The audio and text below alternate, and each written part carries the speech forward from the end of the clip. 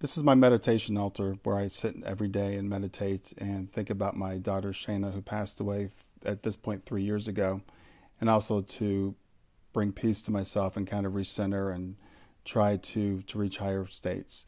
On my altar, I have a Jesus statue. I bought this at a little local shop thinking it was actually a Buddha, and thought it was a really cute Buddha. When I got it home, I looked it up and found out it's Jesus, who's a Japanese figure, who is someone who watches over children who cross the other side to keep them safe when their parents aren't there with them.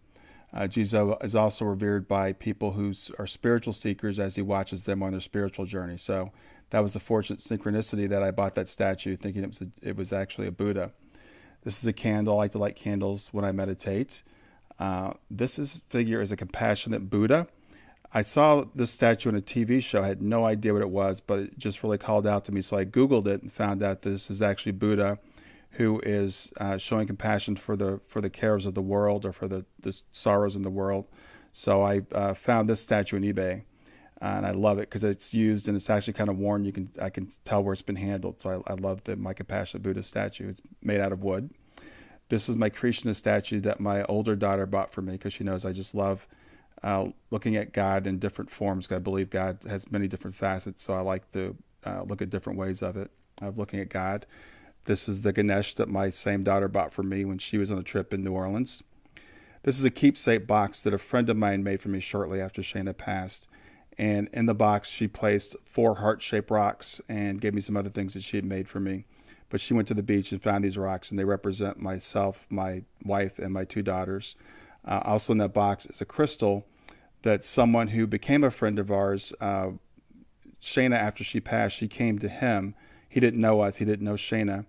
But she came to him. He reached out to a mutual friend, and she contacted me. And he told me that Shayna had contacted him and asked him to give me that crystal. Also, when I find feathers and other keepsake things, I put it in the box and keep them there. This is a pair of Shayna's glasses. I like to keep something of Shayna's close to me when I'm doing my meditation. I feel like just nice having something of her physically close to me.